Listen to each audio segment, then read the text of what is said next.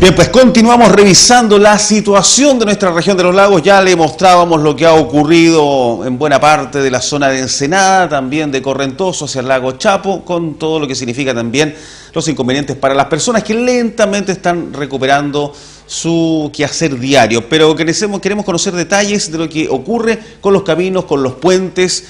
¿Qué significa para el Ministerio de Obras Públicas la situación de esta erupción del volcán Calbuco? Por eso tenemos a un conocido nuestro, a Sergio Galilea, que no es un puertomontino, recordemos, exintendente de esta región y hoy día como subsecretario de esta cartera de Obras Públicas. Gracias por estar con nosotros.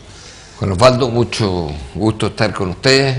La ocasión quizás no es la más feliz, porque estamos en una catástrofe muy compleja, que me tocó presenciar cuando yo tenía 13 años, la erupción del 61. Inmediatamente después del terremoto, de una erupción que pasó un poquito disimulada en la historia. Claro, justamente por el efecto del terremoto. Es conocida porque Toti Lince y 2 personas más subieron al volcán. Tú conoces esa historia. Pero, y estuvo problemas en la zona de Hueñuhueño, etc. Pero después de una calamidad como la del terremoto del 60, la erupción de Calbuco es una anécdota en la región. Claro, como bien dice, pasó inadvertida prácticamente. Ahora, mucha gente que vivió ambas dicen que esta tuvo una columna eruptiva mucho mayor, mucho más alta, y que probablemente incluso le generó más temor. Nosotros entrevistamos a varias personas de más de 70 años, más de 70 años, no vamos a decir los años por acá, pero, y que han comparado estas dos erupciones. Ahora, en lo concreto, Ministerio de Obras Públicas, ¿qué ha significado en términos de daños, de caminos, de puentes, de infraestructura en general pública? Bueno, digamos que esta es una erupción extremadamente sorpresiva, sumamente violenta, de acuerdo incluso a los antecedentes del propio volcán Calbuco, sorpresiva porque ni siquiera hubo un enjambre sísmico sino minutos antes de esto, a las 6 de la tarde. Nosotros entre las 8:30 y 9 de la noche teníamos desplegado toda nuestra maquinaria, todo nuestro personal en todos caminos, cauces más importantes. Ese día a las 11 de la noche teníamos un primer diagnóstico de lo que ocurría. Nos demoramos aproximadamente entre 2 o 3 días en dejar toda la conectividad entre las localidades más importantes de la zona. Bien, eso significó intervenir en 110 kilómetros. Nos ha significado muchísimo intervención en la zona de Ensenada, del camino Puerto Varas de Ensenada, la ruta 225, que es la más importante de todas. Debo decirte además, es una ruta más hermosa de nuestro país, porque con el término de la sección Camino Cascada, es el camino que da la vuelta al lago, camino turístico importantísimo. Y después tuvimos que intervenir en algunos lugares. Hoy día los problemas más serios los tenemos en los canales, en los cauces del volumen piroclástico del volcán, más la cantidad de derretimiento de lo que había de nieve, que no era tan poco. Y se produjo derrames, cursos de agua, tierra, lodo, material piroclástico, lahares, en las más diversas direcciones. Hoy día tenemos 2 direcciones particularmente complejas, o a las que ponemos especial atención. Aquella que une el río Blanco en su sección sur con el río Correntoso y que derrama parte importante del material hacia el lago Chapo, y otro hacia lo que va a ser el delta del Chamisa, incluso saliendo hasta el mar. Claro, esa sería la dirección más compleja en términos de lo que son los caminos, en términos de lo que significa también para la construcción o reconstrucción de estos lugares, porque claro, en Ensenada hay mucha arenilla, hay mucha ceniza, que está sobre las casas, que está sobre los caminos, pero en términos de infraestructura y toda la complejidad está hacia los cursos de aguas que dan hacia la ruta 7, hacia el sector también del lago Chapo y de Correntoso, ¿verdad? Todo esto, Juan Osvaldo, es noticia en desarrollo. Acá, si tenemos un tercer pulso del volcán, yo parto de la base de que muy probablemente tenemos el volcán algo más calmado. Claro, ahí tenemos justamente a esa cámara, subsecretario. Cuando yo hablé con él, voy a indicar ahí un poco hablé hoy día con mi amigo Moreno, que es el jefe del sistema. Entonces decía, acá esta zona, la zona del río Blanco y Correntoso, que va en esta dirección, tanto hacia el lago Chapo como hacia la zona del delta de Chamisa, son los 2 cursos de agua que nosotros estamos vigilando con particular detalle. Por dos razones: tiene una cantidad muy importante de material, especialmente en la sección alta, en aquella que va al Chapo. Pero también acá en la zona de Correntoso tenemos 3 o 4 puntos en donde hemos perdido algunos puentes, como el caso del Puente Blanco, el Puente Tronador, sacados de cuajo, y se abrieron acá una cantidad de surcos también en algunas alcantarillas. Todo esto es una zona de Correntoso que yo visité con mucho detalle esta mañana. Son las partes dificultosas. Dificultosas porque toda esta área es un área más baja y por lo tanto con algunas posibilidades de inundación significativa. Esos son los riesgos que tenemos acá. O sea, si hubiese una zona en peligro que evacuar ante situaciones meteorológicas o ante una erupción, es precisamente esa, ¿verdad? Sí, sí, como yo he hablado con el intendente y con el general Guevahue, si nosotros tenemos un pronóstico de lluvia sostenida, más de un determinado nivel, etcétera, naturalmente se tendrán que tomar medidas destinadas a cautelar las zonas inundables. Claro, buscará el mecanismo ese. Claro, y esta zona precisamente, que es sí, la de la desembocadura del río Chamisa, de lo que es Correntoso también, son zonas de pequeños campesinos, de pequeños agricultores, que efectivamente están muchos de ellos en torno a estos cursos de agua. Sin duda, acá el Blanco, el Pichi Blanco y el Correntoso formaron 3 caudales que establecieron cauces propios y establecieron, por lo tanto, rupturas en los caminos, etcétera. Estamos haciendo una labor de limpieza. Nosotros tenemos 70 máquinas operando, muchas de ellas en la zona norte todavía la labor de limpieza en Ensenada, después nos podemos referir a eso. Pero en esta zona tenemos hoy día unas 15 máquinas operando de alto tonelaje, de gran capacidad, y están sacando y extrayendo una cantidad de material que vino, te digo, espectacular, o sea, una cantidad de material, en fin, piedras de 1 tonelada, no estamos hablando de, las estamos sacando, estamos generando en varios de esos cursos de agua mini defensas fluviales, es decir, estamos apartando el material y colocándolo en las 2 riberas, de modo de que eso establezca un cauce que permita que el material próximo que venga, y sobre todo el agua que viene, si tenemos lluvia más sostenida, la idea pueda inundar lo menos posible. Claro, la idea es, imagino, evitar lo que ocurrió en el Chaitén con el río Blanco. Usted que tuvo la experiencia de ese volcán, lo que pasa el río Blanco ahí tuvo un desborde absoluto. Mira, el río Blanco de Chaitén es el río Blanco de Chaitén, y Chaitén es Chaitén. Esto es totalmente distinto a Chaitén. En Chaitén teníamos antecedentes, tuvimos una erupción sostenida a lo largo del tiempo, muy sostenida a lo largo del tiempo. Acá, bueno, esperemos que haya llegado hasta acá nomás, que tengamos algunos episodios relativamente menores, pero en Chaitén erupcionó más de un año, ¿me entiendes?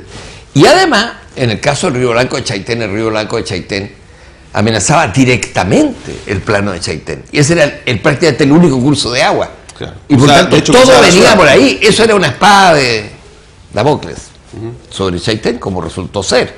Y de hecho, cuando se habla del mérito de lo que pudo haber sido en Chaitén la salida rápida de la gente en su oportunidad, quizás el mérito más importante es el mérito de que en esos 10 o 12 días que hay entre la erupción de Chaitén y las crecidas espectaculares de agua, que es lo que inundó la ciudad, nosotros, el mismo equipo, parte importante, el mismo equipo que está trabajando acá hoy día en vialidad, reforzó el Puente Blanco. Si no, habríamos perdido la conectividad patagónica. El Puente Blanco, ¿se acuerda usted? Que además, sí, claro, imagínate que el agua llegó en el caso de Chaitén a estar a 10 centímetros de río, pero no se llegó al puente. Y se llevó, bueno, la mitad de la ciudad, 3/4 partes del plano de la ciudad, fueron totalmente inundadas. Acá pudiera haber un fenómeno de inundaciones de otras características. Primero tenemos cursos alternativos. No sabemos, la cantidad de material que ha derrapado el volcán está casi en todas direcciones.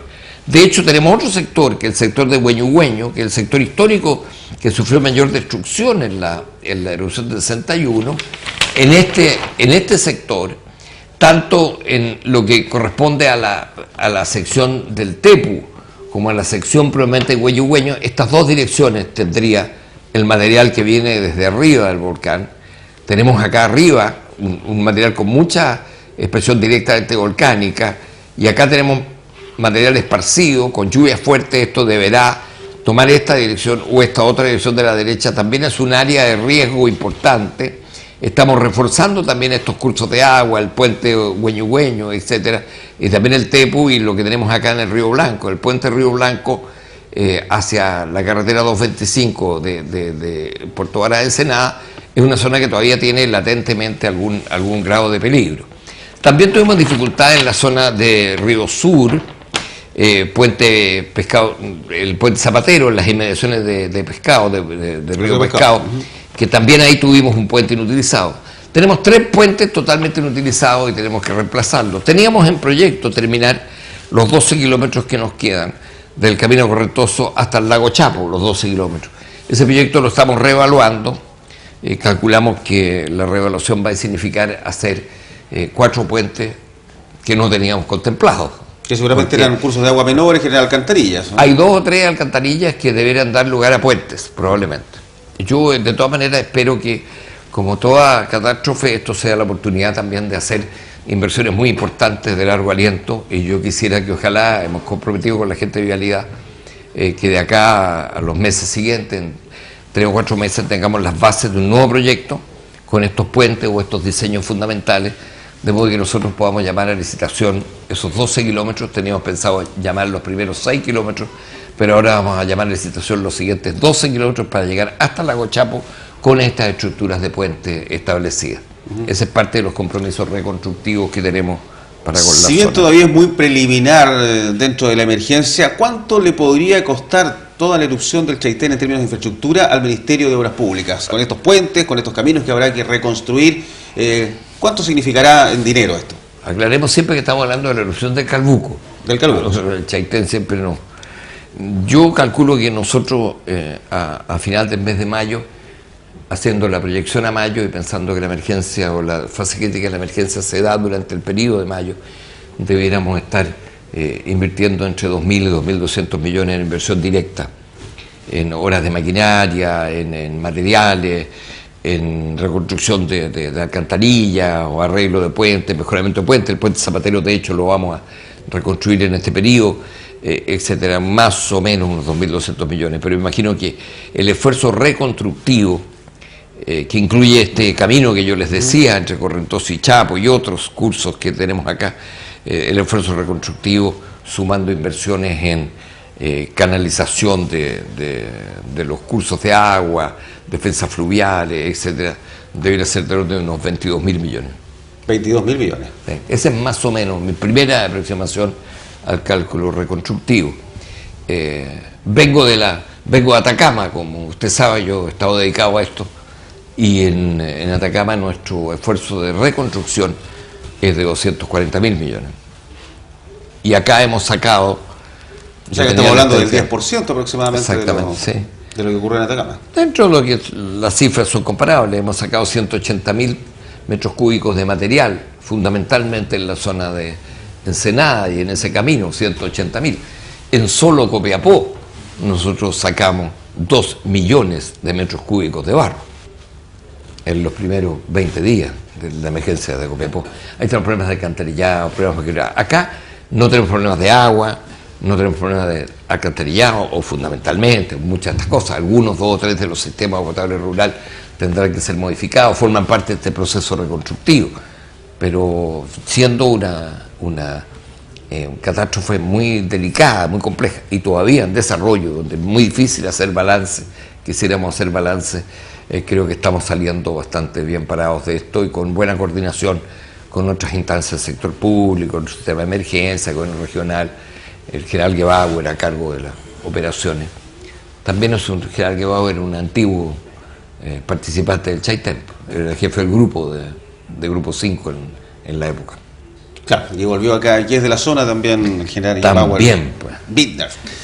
Por lo tanto, subsecretario, ¿qué viene ahora? Porque claro, hoy día son labores de limpieza, de cauces, de tratar de evitar que si volviese a haber otro proceso eruptivo, los cursos de agua no se empanquen, supongo yo, tratar de evitar que esto siga avanzando. ¿Cuánto debería demorarse aquello, el tratar de rehabilitar lo básico para ya comenzar un proceso de reconstrucción? Y segundo, ¿estos dineros son del presupuesto normal del ministerio o cómo se enfrenta a una situación de este tipo?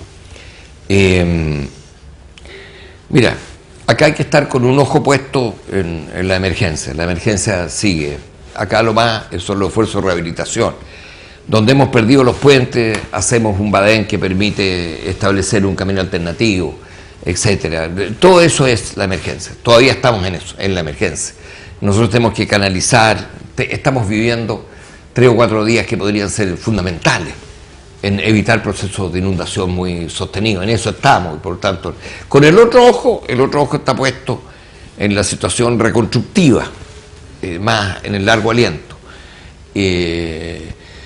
Y bueno, y partiendo de la base de que el enemigo, como yo llamo siempre a los volcanes, que son maravillosos, pero que en este caso para ser enemigos de lo que es el esfuerzo de infraestructura, el enemigo tenga un comportamiento adecuado y el régimen de lluvia no desate lluvia intensa y sostenida, sobre todo la lluvia compleja, esa lluvia que en 4 horas caen 30 milímetros o de ese orden. En eso estamos, en los recursos de donde provienen.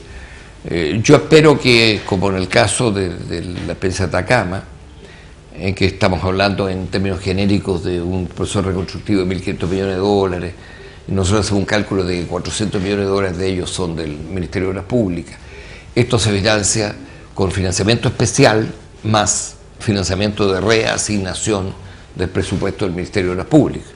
Nosotros tenemos un presupuesto de 1.500 miles de millones, 1,5 billones. Entonces, claro, uno podría decir desde el punto de vista del presupuesto, esto 20.000, 23.000, 24.000 millones no sería mayor cosa. Parte de eso, sin embargo, es mayor cosa porque nosotros tenemos casi el 86% de nuestro presupuesto es presupuesto de continuidad de obras. No, por lo decir, tanto, lo que tenemos de libre disponibilidad es muy poco. Entonces, por lo tanto, acá al reasignar hay que sacar presupuesto de una obra nueva que todavía no comienza, se reasigna ese presupuesto. Por eso que somos candidatos a tener recursos del dinero público, del Tesoro Público, o bien recursos que provengan de algún tipo de ley especial. Vamos a tener una ley especial respecto a Atacama, probablemente esto dará lugar, siguiendo la lógica, a un tipo de ley especial también, de acuerdo al tipo de recursos que tenemos. Me da la impresión de que en esta región, y dado la situación de Calbuco, el gasto o la inversión en infraestructura es lejos la componente más importante del esfuerzo de tratamiento de emergencia como del esfuerzo de reconstrucción, especialmente en tratamiento de cauces. Yo creo que acá el ministro Iturragha ha insistido mucho, nosotros deberíamos dar lugar a una nueva legislación sobre cauces. Las obras hidráulicas que históricamente han sido vistas como obras que no son tan urgentes. Esta experiencia nos muestra que son urgentes. Claro. Y tenemos que definir también estructuras de modo de que los cauces tengan un volumen, una caja, características de defensa, etcétera, suficientemente amplio como para albergar emergencias de esta naturaleza. Si el terremoto del 60 nos dejó como herencia positiva en Chile nuevas normas antisísmicas y nos dejó como herencia una nueva política de vivienda social. Cuando usted se compra un departamento DFL2, ¿se acuerda que ese DFL2 de dónde viene?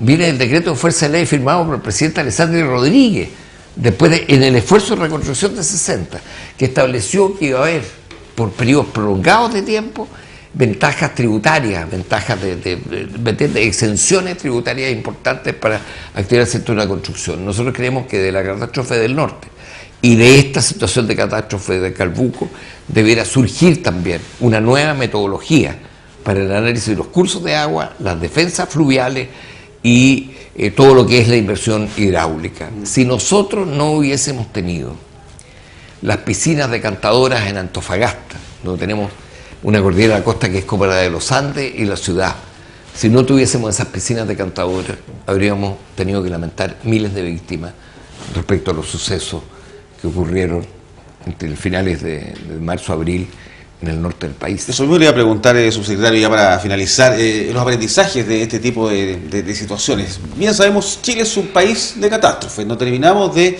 enfrentar la situación de Atacama, viene el tema acá del Calbuco, entre medio, antes un poco, el tema de Villarrica, que no ha sido tan tan fuerte, pero acá ya esta es la tercera erupción que tenemos en torno a la región de los lagos, o en la misma región de los lagos en los últimos 7-8 años. Partimos con el 2008 con el Chaitén. Y en muchas zonas vive gente en lugares en que no debería vivir. O que la recomendación indica que ahí no deberían vivir personas. Pasa, mucha gente lo ha hablado con el tema de cascadas en el volcán Osorno, Coñaripe en la zona de la región ahí de la Araucanía y la región de los ríos, y evidentemente acá van a quedar en evidencia una serie de situaciones también con estos cursos de agua. ¿Qué pasa con eso? Porque se puede construir obra pública, pero también la habitabilidad genera riesgos innecesarios. Bien sabemos que había gente que estaba viviendo prácticamente en los cursos de agua en Atacama.